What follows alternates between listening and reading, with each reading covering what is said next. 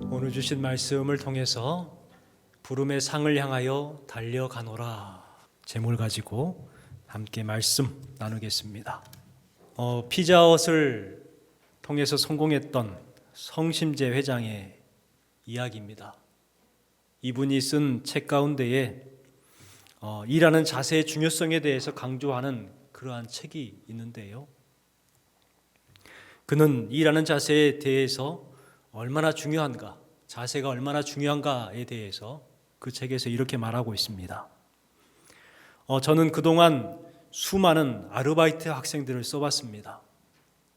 이들 중에 이까짓것 아르바이트는 용돈벌이야, 언제든지 그만둘 수 있어, 나는 유명한 디자이너가 될 거야, 공인회계사가 될 거야 하면서 건성건성 일하는 사람들이 많았습니다.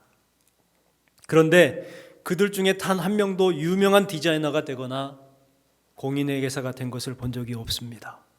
접시 닦는 일을 하면서 미치도록 최선을 다하는 사람은 결국 성공하는 것을 보았습니다. 목구멍이 포도청이라서 어쩔 수 없이 이 일을 한다고 하는 사람은 평생 그 목구멍은 포도청으로 남게 될 것입니다. 이런 이야기를 했습니다. 일하는 자세가 얼마나 중요한가에 대해서 우리에게 강조하는 이야기지요. 최선을 다하는 사람은 결국 성공하게 되더라라는 것입니다. 우리 성도들도 최선을 다하는 삶을 살아가야 합니다. 신앙생활할 때에 최선을 다해서 신앙생활해야 합니다. 우리가 일상에서의 삶에도 최선을 다하는 삶을 살아가야 합니다. 기회가 주어졌을 때에 그것이 적은 일이든 큰 일이든 충성을 다하는 삶을 살아가야 비로소 성공할 수가 있다는 말이지요. 이 말은 이미 예수님께서 하셨던 말씀입니다. 마태복음 25장 말씀에 보면 예수님께서 하셨던 말씀이 기록되어 있죠. 같이 한번 읽어볼까요? 잘하였도다 착하고 충성된 종아, 내가 작은 일에 충성하였음에 내가 많은 것을 내게 맡기니 즐거움에 참여할지어다. 작은 일에 충성된 그 사람에게 많은 것을 맡기게 된다는 거예요. 여러분, 우리가 이 말씀을 기억하고 최선을 다하는 성도, 최선을 다하는 삶이 되기를 주님의 이름으로 축원합니다. 오늘 말씀은 자신이 맡은 일에 미치도록 최선을 다했던 사람의 이야기입니다. 바로 바울 사도입니다. 바울 사도의 인생은 이 다메섹 도상에서 예수님을 만나기 전과 만난 후로 나뉘게 되죠. 만나기 전에는 사울이었습니다. 큰 자입니다. 사울은 큰 자였습니다. 유대인 중에 유대인으로서 가장 좋은 가문, 가장 좋은 학벌, 최상의 삶을 살고 있었던 큰 사람이었습니다. 그러던 어느 날 예수님께서 그 사울의 앞길을 막아서요. 그랬을 때에 사울이 이렇게 묻습니다. 주여, 네 신이 오니까? 예수님께서 대답합니다. 나는 내가 핍박하는 예수니라. 그동안에 자신의 삶이 최고의 삶이라고 생각했는데 그 삶이 어떤 삶이었느냐? 예수님을 핍박하는 삶이었다는 거예요. 그는 예수님을 만난 후에 변화가 됩니다. 사울 큰 자에서 바울 작은 자가 되죠. 그의 삶의 방향이 바뀌었습니다. 삶의 목적이 바뀌었습니다. 그의 삶이 예전에는 성공이었다면 이제는 오직 예수로 바뀌게 되었어요. 그리고 평생 오직 예수를 향하여 달려갔던 사람이 바로 바울 사도입니다. 바로 그 말씀이 오늘 말씀에 기록되어 있지요. 12절 말씀을 같이 한번 읽어볼까요? 내가 이미 얻었다 함도 아니요 온전히 이루었다 함도 아니라 오직 내가 그리스도 예수께 잡힌 바 된 그것을 잡으려고 달려가노라. 바울께서는요, 여전히 달려간다는 거예요. 뜻이 뭐냐면 몸을 앞으로 기울여서 달려간다는 거예요. 그런데 전력 질주하기 위해서는 어떻게 합니까? 몸을 앞으로 숙이는 거예요. 그리고 앞을 보고 달려가기 시작합니다. 바로 이 디오코가 그 뜻인 거예요. 달려가되 전력 질주를 한다는 거예요. 사도 바울께서는 그렇게 달려가는 이유에 대해서 이렇게 말합니다. 이미 얻었다 함도 아니요 온전히 이루었다 함도 아니기 때문이라는 거예요. 자신이 이루어 놓은 것, 그리고 자신이 받을 구원에 대해서 바로 이미와 아직 사이로 이야기를 하고 있는 것입니다.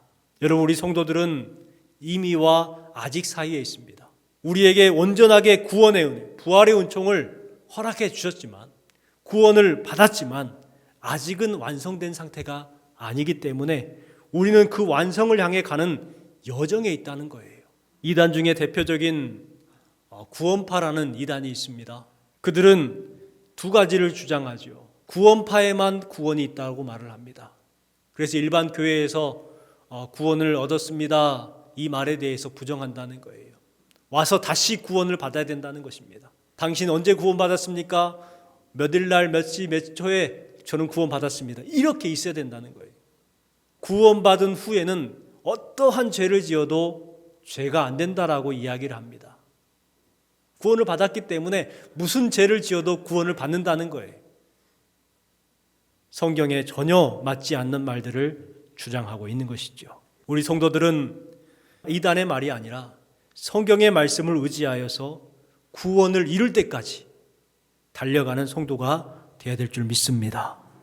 그러면 어떻게 해야 넘어지지 아니하고 달려갈 수 있을까요?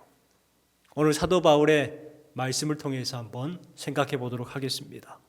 먼저는요, 늙지 않는 열정신앙이 있어야 합니다. 늙지 않는 열정신앙. 12절 말씀에 보니까 내가 이미 얻었다 함도 아니요 온전히 이루었다 함도 아니라 오직 내가 그리스도 예수께 잡힌 바 된 그것을 잡으려고 달려간다라고 말합니다. 또한 14절에도 그렇게 말하죠. 달려가노라. 동일한 단어를 두 번 연이어서 사용하고 있어요. 이 말은 무슨 말입니까?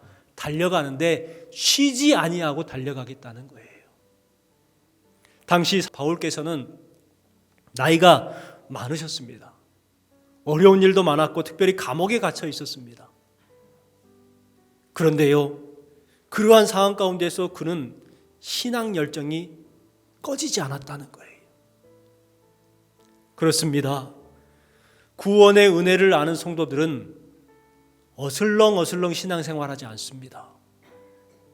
구원의 은혜를 알기 때문에 열정적으로 신앙생활합니다. 구원의 은혜를 모르는 성도들은 어슬렁어슬렁 신앙생활합니다. 열정이 없습니다. 여러분의 신앙생활을 한번 살펴보십시오.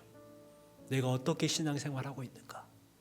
혹시 어슬렁어슬렁 신앙생활하고 있지 않는가? 식어버린 식은밥 같은 신앙생활하고 있지 않는가? 여러분, 그와 같은 신앙이 있다면 다시금 공기가 있는 신앙생활 되시기 바랍니다. 살아있는 신앙이 되시기 바랍니다. 열정적인 신앙이 되시기 바랍니다. 그래서 여러분의 신앙이 내려가는 신앙이 아니라 올라가는 신앙이 되었으면 좋겠습니다. 히말라야에 살고 있는 이 고산족들이요, 사냥을 사고 팔 때에 값을 결정하는 방법이 있다고 합니다. 특별한 방법인데 겉으로 보면 모르잖아요. 그래서 한 가지 방법을 쓰는데 어떤 방법을 쓰냐면 그 사냥을 산에다가 풀어놔요. 그러면 이 사냥이 어떤 양은 산 위로 올라간대요. 언덕길인데도 불구하고 절벽인데도 불구하고 그 돌산을 올라간다는 거예요. 그런데 어떤 양들은 내려온대요. 어떤 양이 비쌀까요? 그렇죠. 올라가는 양이 비싸요. 올라가는 양은 엄청나게 비싸요. 그런데 내려오는 양은 비쌀까요? 아니에요. 내려오는 양은 값어치가 없어요. 왜냐하면 올라가는 사냥은요, 지금 현재 배가 고프니까 저 풀을 먹어야지 하고 의지를 가지고 열정을 가지고 올라간다는 거예요. 결국은 풀을 먹고 건강해진다는 것이죠. 그런데 내려오는 양들은 어떻게 돼요? 먹지 못하고 결국은 굶어 죽는다는 거예요. 그래서 올라가는 사냥이 비싸고 내려오는 사냥은 값어치가 없는 거예요. 여러분, 성도들도 마찬가지입니다. 성도들도 올라가는 성도들, 하루하루의 삶에 이 신앙이 더욱 성장하고 열정 있는 신앙인들이 결국은 하나님의 놀라운 구원의 은총을 얻게 될 줄 믿습니다. 여러분, 내려가는 신앙인이 되지 마십시오. 올라가는 신앙인이 되시기 바랍니다. 당시 빌립보 교회 성도들은 바울 사도의 마음을 많이 아프게 했습니다. 빌립보서 1장에 보니까 투기와 분쟁이 그 교회 가운데 있었고요. 또 17절에 보니까 1장 17절에 보니까 감옥에 있는 바울을 괴롭게 하기 위해서 노력했던 사람이 바로 빌립보 교회 성도들이었습니다. 그 안에는 반율법주의자들이 있었고 또 율법주의자들이 서로 자기가 옳다고 싸우고 있었어요. 또한 유오디아와 순두계라는 여인은 권력 다툼을 하고 있었어요. 얼마나 바울 사도가 힘이 빠졌겠습니까? 그런데 바울 사도는 실망에만 머물러 있지 않았어요. 멈추지 않았습니다. 이만큼 하면 됐지 하면서 안주하지도 않았습니다. 감옥에 갇혀 있음에도 불구하고 기도하면서 간수들을 변화시켰어요. 빌립보 교회에 갈 수 없으니 편지로서 그들을 다독이고 양육했습니다. 자신이 할 수 있는 최선의 것을 했다는 거예요. 여러분, 어떤 것을 이루는 사람은 대부분 이와 같이 열정의 사람들이 이루는 것을 보게 됩니다. 바울 사도는 고백합니다. 고린도후서 4장의 말씀해 보십시오. 우리가 사방으로 오겨쌈을 당하여도 쌓이지 아니하며 답답한 일을 당하여도 낙심하지 아니하며 박해를 받아도 버림받지 아니하며 거꾸러뜨림을 당하여도 망하지 아니하고 우리가 항상 예수의 죽음을 몸에 짊어짐은 예수의 생명이 또한 우리 몸에 나타나게 하려 함이라. 여러분, 바울 사도의 열정이 느껴지십니까? 나의 믿음은 꺼지지 않을 거라는 거예요. 나의 믿음은 흔들리지 않을 거라는 거예요. 아무리 우겨쌈을 당해도, 답답한 일을 당해도, 거꾸러짐을 당해도 넘어지지 않을 것이다. 쓰러지지 않을 것이다. 결국에는 예수님께서 죽음을 짊어지고 이기신 것처럼 우리도 예수의 생명 또한 우리에게 임하게 될 것이다. 이것이 바로 바울 사도의 열정이었어요. 여러분, 우리도 이와 같은 열정, 꺼지지 아니하고 타오르는 열정 신앙이 우리의 신앙이 되기를 주님의 이름으로 축원합니다. 두 번째는요, 불필요한 과거를 잊어버려야 한다고 말하고 있습니다. 불필요한 과거. 13절 말씀을 같이 한번 읽어볼게요. 형제들아, 나는 아직 내가 잡은 줄로 여기지 아니하고 오직 한 일, 즉 뒤에 있는 것을 잊어버리고 앞에 있는 것을 잡으려고. 자, 주신 말씀에 보니까 뒤에 있는 것을 잊어버린다는 거예요. 잊어버리다는 것은 관심을 갖지 않는다는 것입니다. 무시한다는 뜻입니다.